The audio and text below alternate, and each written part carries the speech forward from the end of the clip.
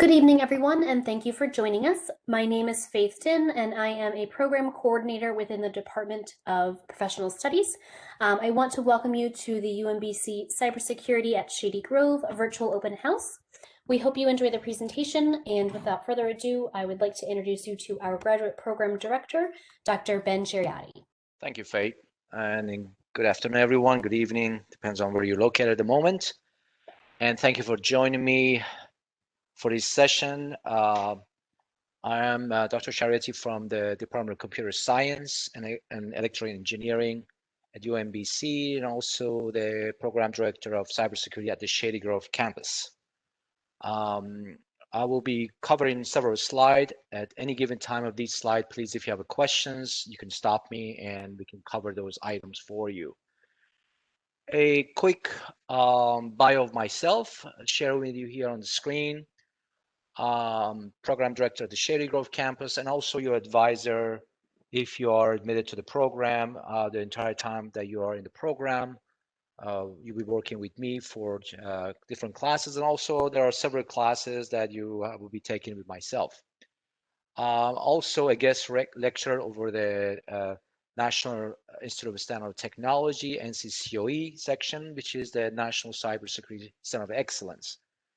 I've been working in the industry for about 20 plus years, working on cybersecurity, different domain within cybersecurity, and of course back then we used to call it information security.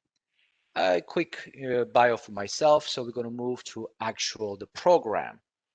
UMBC Cybersecurity program, it is one program with two locations, one at the main campus, Catonsville, and another one at the Shady Grove campus at Rockville, Maryland. Both beautiful campus. They're not far from each other. Those of you who are in the area of Rockville area, you should be very familiar with Shady Grove universities, and we are located at the Shady Grove University's campus. Overall, why UMBC is leading in the cyber industry. Back in 2017, UMBC won the national championship of Cyber Challenge. We are also partnered with NCCOE, National Cybersecurity Center of Excellence, which that brings quite a bit of capability of research and partnership with a lot of companies around the 270 corridor. We also recognized by NSA DHS Center of Academic Excellence on our program. Let's dive into the actual program and talk about the UMBC Cyber program. We consider it as an education, research, partnership, and entrepreneurship. So within the cybersecurity program, as you see on the highlighted red, we have a Master of Professional Studies on the top. Then within that Master of Professional Studies, there are actually 4 cybersecurity certificates: cybersecurity operations, cybersecurity strategy and policy, digital forensic, and emergency management. We'll talk more detail about those items. And also, there are a lot of capabilities as far as the scholarship, which is Federal Cyber Corp, SFS, and UMBC scholarship that is available for those of you who are qualifying. There are several organizations for cyber within the UMBC: Cyber Dogs, Hack UMBC, University of Shady Grove Cyber Association, and so on. There are a lot of capabilities for networking within the cyber program, regardless which campus you're actually going to be host as your main campus. Continue on some of the UMBC cyber capabilities. We are also, as I mentioned, part of the National Cyber Center of Excellence. We work very closely with NSA and Cyber Command. There are a lot of research capabilities and a lot of research agencies that actually look for students in our program. U.S. Naval Academy, we get a lot of students recruited for these agencies. Overall, there are a lot of mix of private sector and government side that are looking to our program to recruit students. let's really dive into the actual program. That's why you're here to listen about the program. So the Master of Professional Studies has 4 certificate underneath that: cybersecurity graduate operation, the strategy and policy, digital forensics, and emergency management, which we are going to dive very deeper in each of those things. On the top, we have the strategy and policy, which the very first course of that, Intro to Cybersecurity, also covers cyber warfare, cyber global capabilities, and law and policy. These 4 courses falls under the strategy and policy. The next certificate track is the operations, which once again has the intro to cybersecurity, managing cyber operation, risk and compliancy, and 1 cyber electives. These 4 courses falls under the cybersecurity operations certificates. Digital forensic certificate covers once again with the intro, cybersecurity, cybercrime investigation, intro to digital forensics, and advanced digital forensics. As you notice, the first through 3 certificates that have a common denominator of intro to cybersecurity. That's the first course you would need for any of these certificates. That is our main course of introduction to those of you who have no background in cybersecurity, to bring you into the domain of cybersecurity and discuss about some of the topics within the cyber. The last certificate, which is a partnership with EHS program, it is focused on emergency management, and the courses are directly coming with the EHS program, and those of you interested in that program.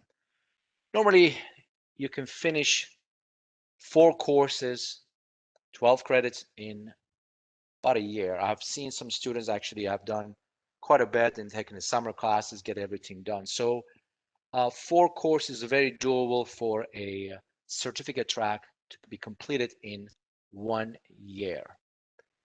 Moving on to the MPS program. These are some of the topics of electives that rotates around between the cyber program and also computer science department. These are always some of the highlights that we cover. We have many electives that we rotate around between 2 campuses. For example, this semester we're covering mobile security, and during the summer we are offering security of IoT at the Shady Grove campus. Chinese cyber power. Also, there's a big hit in our environment. Intro to reverse engineering. Those of you coming from the software engineering background, those will be very interesting courses. For those of you coming with a crypto background, cryptology is a very important course for those of you coming from the actual writing the code and software engineering background. Cyber warfare is also very popular for those of you coming from government side and interested to take more advanced courses in global capabilities. Most of these electives may have a combination of lab assignments, tests, projects. Depends on the professor that they cover that class. And there are options for other electives that we rotate around normally between the campuses. All right, let's dive a little bit more deeper and talk about the certificate track. The first one, I want to cover the strategy and policy, 4 courses. Intro to cybersecurity. This course, as I mentioned earlier, covers in general topics of cybersecurity. You learn the language with use in cybersecurity plus the technologies. It covers from access control to crypto to physical security, network security, goes all the way down to a risk management, to the high level, plus the incident response, disaster recovery. So we cover a lot of domain within the cybersecurity in this course. This course has labs, uh, depends on the professor, but anywhere from 3 to 7 labs in that one semester. Cyber warfare and global capabilities are pure, a non-technical course, which you will be discussing about the capabilities of adversaries, different type of warfare that exists within the cyber. And this track is really very much designed for those of you coming from government background. Cyber law and policy focus on the new trend within the law and policy, such as privacy laws, CCPA, GDPR, global policy that covers in the European Union, and also the case studies. You do quite a bit of case studies, and you have to write a report about the case studies within the cyber laws or breach that has happened last few years. On the other side, we're covering the cybersecurity operation. Very popular certificate track, since it's a very hands-on and is also very popular in industry. Regardless of if you're on a government and a private sector, this certificate has become very popular for most of our students. Starts with the intro cybersecurity course, same concept we talked earlier with the other certificate. Managing cybersecurity operation. This is specifically covering the incident response the day after you find out there is a hack in your environment, the system's being compromised. What do you do next? This talks about disaster recovery, business continuity plan, talks about the team that needs to respond to actually attack, what action needs to be taken to reduce the risk of compromising data. There's a lot of processes in there. We bring conversation of a lot of best practices, such as from NEST best practices. The next course is risk and compliancy, which is also very popular in a private and government sector, only because compliancy has become a big part of the cybersecurity. If you're dealing with any kind of data that has any kind of compliance attached to it, such as HIPAA, PCI DSS, those are some of the good example of the compliance that you have to deal with if you're dealing with working with any government third parties or government contractors that you have to cover FISMA compliance. We cover this in this class. Is all about learning how to reduce risk, because in today's industry, security is risk-based. So you have to learn how to reduce risk, how to identify them first, how do you reduce them, how to mitigate those risks. That course covered that particular item. And of course, one elective has to be cyber elective, and depends on the type of course you want to take. We can always talk to me about it, and we will walk you through which course is much more appropriate based on your background, that you work in undergrad or your industry background, and take the course. Let's talk about the experience at the UMBC and what are the strengths of our program. Well, certainly the courses are developed by practitioners, experienced faculty that we have here at the UMBC, and all of us that work at UMBC, the faculty as the instructors, we work in industry also. About good 95% of the instructors are actually working in industry, including myself, which means we bring in the experience we have in industry and develop courses. And we look in industry what's needed. We talking about, everybody probably much heard about cloud. Well, cloud security and cloud course is actually being taught in our program. We are actually going to the direction of creating several different courses covering the cloud, because it's a big need within the industry.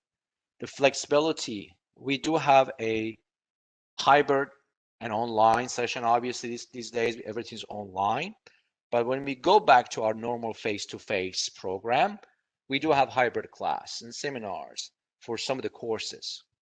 It depends on the actual course, depends on the instructor, but there are flexibility for those particular courses. Agility-based courses are relevant to interest of the student and most important, the industry. What is the industry trend? What they're looking for? I make example of the cloud. Another good example is IoT, Internet of Things, the security of Internet of Things. Very big popular topic these days. Everything, every device we purchase as a consumer has some sort of IoT component built into it. As a student, you will learn how to deal with the security and privacy of data around those IoT devices. And of course, the opportunity of networking with the different folks in industry. We have a normally have a lecture series that we bring industry folks into our program and have a session for our students.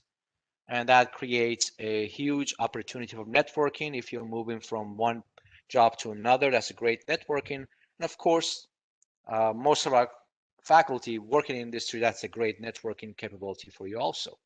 So there are a lot of strength within the program. These are some of the high level that I'd like to share with you. Let's dive into the why this cyber is such a huge hit in industry these days. That gives you, this chart gives you some of the uh, need of employment out there, what companies are looking for. And if you look at some of these most time consuming jobs that's out there, risk and risk management, security administration, security analysis, network monitoring, all these falls under the cybersecurity. The basic one, user awareness training, that's under the cybersecurity these days. So it depends on what's your background. Uh, these are some of the information that companies are looking for. Some of the folks are looking for to have a good understanding and capability of what's happening in the industry right now and be able to bring those knowledge and expertise into their environment. Cloud computing and security, security engineering, intrusion detection. These are top need of some of the experts in industry that require folks to go through a specialized program like ours to be able to go out there and market themselves. I just want to share this with you so you can understand that cyber has become a quite a bit of need in industry. It's been like this for a good 10, 15 years, but it's peaking more even because we are working remotely these days. Because going back to the office has become a probably a slow process, and companies are looking what can we do to protect ourselves, protect our data, protect our clients' data when folks are working remotely. This was one of the biggest challenges for cybersecurity folks. How do we shift from day to day going to the office into the remote working? How do we protect ourselves? How do we protect the company's data? So you can see the expertise comes in quite a bit handy when times change like this. So, sorry, continue on this. Let's talk about more about the experience of the students. As I mentioned, we do have a UMBC Cyber Association at Shady Grove, which has been very popular for the students, of course, within the last year or so, since we've been working remotely and students had not been participative for obviously for a lot of reasons. The biggest challenge is nobody's at the campus anymore. But this is association was formed by students, and they will bring quite a bit of networking and lecture community within the program. Cyber Dogs and Hack UMBC, very popular for those students, undergrad and grad students that are actually working and thinking about moving to cyber environment. So let's talk about some of the possibilities if you have taken some graduate level course in another university and you're thinking about transferring that into the UMBC cyber program.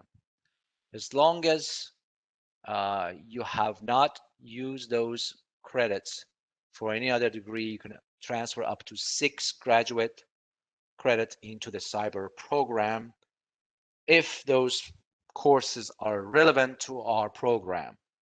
So what I need is those of you who have some credit, you can email me the course description, the syllabus, and the number of credit, and give me a sort of like a idea of you can send me your unofficial transcript. It'd be good to review and see if I can be able to give you some credit for transfer.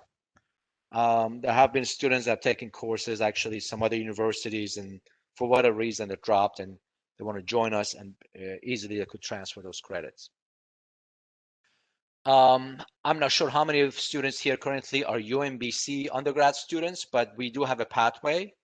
Those of you are UMBC undergrad program that basically this pathway allow you to go with a BABS to MPS program. So if you are a UMBC undergrad student and you want to move into the graduate cybersecurity program, there is a pathway program that you can contact me directly. We can talk more in detail about the pathway for you. If you're not a UMBC student, that does not, cover your part, but it is for the UMBC students. More information about the program. Cyber 620, which is that intro to cybersecurity course. That's the course you want to start. That's your first initial course that you want to begin and move forward. If you're working full time, 1 to 2 courses a semester is a normal process. I do not suggest to take more than that, especially if you have been out of school for several years. Baby step yourself into the program. One important item is that you want to keep a 3.0 GPA in program. So B and higher is what you want to keep for your courses. And I've seen students that overload themselves because of working full time. So the best approach, 1 course or so, and build yourself. And if you're working full time, if you're not working full time, then it gives you more capability to take more classes. Cyber 624, that is a course which is for your capstone class. That's your normally last course you are going to take in the program. And you can take that course when you complete all of your cyber courses. However, you can always connect with me a couple of semesters before you graduate, discuss about your topic, have a game plan, and start thinking about the direction you want to go. And when you are ready, you register for that course and you start writing the paper for that particular class. Normally, there is not a prerequisite course for most of the courses. However, there are few out there. There, especially the technical course requires a prerequisite, either Cyber 620, which is prerequisite for 1 or 2 classes, but there are also other prerequisite courses that requires for a highly technical classes, which has a lab built into it. We do not offer every electives every semester. They are rotate around. So some of those classes gets full fairly quickly. We look at what industry needs, what classes be more popular. We offer those courses. So you can always connect with me and I will tell you what's happening within the next couple of semesters if we know we are going to offer certain classes for the electives. Research writing and skill is important, especially when you get to Cyber 624. It is a master program, so you want to make sure your writing and capabilities to the level of graduate. And of course, if you have not been out of school for several years, I would suggest to refresh your writing process. There are a lot of capabilities at the university. And of course, there are a few courses such as cyber law that you may have write a paper or respond to a case. So you start writing from that process into the Cyber 624. If you have any academic program questions, please contact me directly, and you see my email there. If there is any administrative question, please contact Karina Jenkins at Shady Grove campus. And now I will take some questions. And Faith, you tell me if this code is correct for this semester, or should it be changed, or is it the same code we're using? I believe that is the same code that we are using. I am going to just double check and verify, but folks, if you have questions, feel free to either unmute yourself or drop them in the chat box below. Thank you. Any particular questions about the courses, the certificate track, or the MPS track? Silence always good. That means I've done my job, but I'm sure there's one or two questions out there always. Actually, folks, I'm sorry. I'm going to just drop the correct fee waiver code into the chat box here, and then I do see that we have a question, so I'm going to pop that in, and I will let Dr. Shariati address the question that was posed. Okay, what was the question? I'm sorry, I didn't. Let me just. That's okay. So in the chat, we have our certificate programs appropriate for someone that's coming out of a non-CS bachelor's degree. Yes, that's a very good question. Always advise the student to come in with no technical background, such as information technology, computer science, or have not worked in industry in a technical background, to start with a certificate track. And the certificate track I always advise is the operation, because it builds you into the MPS if you're thinking about going to the master program. So it gives you some basic understanding of technical, but not fully until you move on to the MPS, because there are a lot of technical courses within the actual MPS track. So that will be a good approach to start your cybersecurity program if you do not have a technical background. A question that we had submitted prior to the event that I think other folks may be wondering, and just to reiterate, individuals that are enrolled in our MPS program are able to concurrently enroll in any one of our cybersecurity certificate plans. So essentially, you are able to enroll in the 10 courses that are required for the master's degree program. And if you plan things out correctly, you can use the courses that would fall under the certificate plan toward the elective component of the master's degree. Which would permit you to both get these certificate as well as a master's program without taking any more than 10 courses. The question there is actually, why do you take in cybersecurity intro 3 times? You do not take that 3 times. You will take it only 1 time. Depends on the track you take in. If you take in the operation track, you have to take it there. If you take in, you cannot take 2 tracks simultaneously. You take 1 track at a time, and you cover it. If you decide to take 2 certificates, you need to finish 1 and then start with another one. But since you already take the intro on the first track, then you don't need to take it on the second track. You will cover other courses. And also, as Faith mentioned, the security track, certificate tracks are part of the MPS. So those of you start with the certificate track, you're halfway finished your MPS. You finish 4 courses, you need another 6 courses to finish your MPS. However, before you move to MPS, you need a 3.0 GPA. And that's not just because you are in the MPS certificate track, or just because you're in the certificate track doesn't give you the opportunity to fully be qualified in the MPS. You have to have the right GPA to move to the certificate track. And also the standard GPA for admission to the program is 3.0. However, it's been cases that students actually had a lower GPA and they could get into the program because they had some technical background And those are important that you put that on your resume for review. If you have any kind of industry certificate, it's always helpful to put that in your resume. CISSP, Security Plus, CISM, any kind of security track certificate in industry, I highly suggest to put it on your resume. Okay, we have another message in the Yeah, I'm chat. reading that right now. I'm reading it right now. Yeah.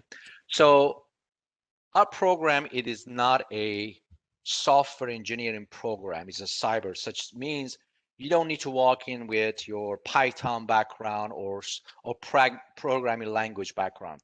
Our class is not going to teach you any of those. But however, some of the elective courses may require some of those skill, such as IoT class. Is a Python language may be involved there. So those of you who don't have that particular skill may not be able to take that course unless you have some background in there. In general, our courses does not require any kind of programming language or software engineering background. Uh, and I believe this is a concept that most students would think cybersecurity, it is not a programming or software engineering. Cybersecurity is a mix of many different domains. That's what's important. Everybody needs to understand. Cybersecurity mix of the risk and compliancy, incident response, network security, software or language programming is probably one small piece of the cybersecurity.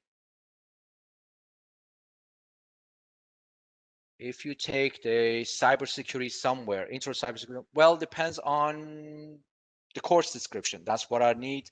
Just because the title is intro to cybersecurity doesn't mean cover all the topics we cover. So I would need to look at the course description, the syllabus in very detail, and the grade and which university took that. That will be the best way to decide if it's doable to transfer or not. I just put my email in the chat. Those of you want to contact me directly, please do so. If you have any particular questions, I'll be happy to connect with you and talk with you offline. There are always maybe questions that people may shy away to ask. I'll be happy to connect with you one-on-one basis and cover those for you. The program, well, the short answer is that depends on your workload. But normally for an MPS track, you can finish it in 2 years. Considering there are summer courses we offer, you can finish it in 2 years, complete MPS track. The certificate track, you should be able to finish it in 2 semesters, basically. Our program basically is designed for spring and fall, but we do offer summer classes also. But not all the courses are offered during the summer, but certainly there will be plenty for those of you who want to take electives and some other courses, core courses. You can take it during the summer also. So 2 years for MPS and about 1 year or so at the certificate track. Okay, folks, if there are no more questions, we are going to close out this session. And again, Dr. Shariati and my colleague Karina are available for questions after the session through email. And just a reminder that the application deadline for the upcoming fall term 2021 is going to be August 1st. Of course, applications are to be accepted anytime between now and then, but we do handle our application review on a rolling basis, which essentially means that the sooner that you submit your application, we are able to review that sooner and turn over, provide an admission decision. Actually, we have one more question in the chat, which is concerning the completion of a certificate and then additional courses after that for the full MPS degree. Go ahead. So for that, you need 6 additional courses for MPS. The total MPS courses are 10 required courses. If you finish 4 part of the certificate, you would need another additional 6 courses to complete for your MPS. And when you say all the certificates, you will need only one certificate, by the way. You don't need to cover all 3 certificates. One certificate will put you on the track of additional 6 courses for MPS to be completed and get your MPS. If any of you come in with a non-technical background and thinking about cyber, I will suggest to, as I mentioned earlier, start with a certificate track, baby step yourself into the program, have a good GPA. You can easily migrate into the MPS track.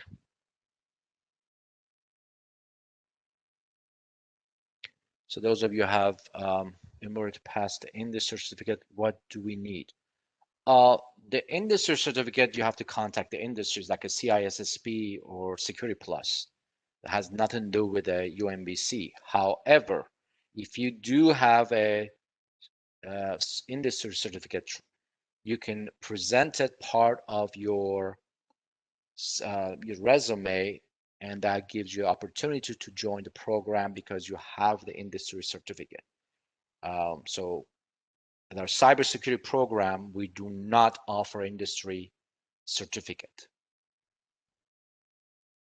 The slide, Faith, are we going to share this slide with folks?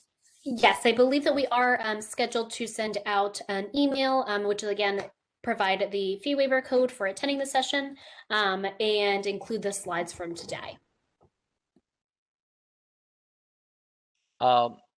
Industry certificate is not part of the courses. No. There is no industry certificate part of the classes or the program. So I'm not sure what is the confusion, but the program has nothing to do with the industry certificate. Some of the courses may be mapped to the industry certificate, but is not part of the program.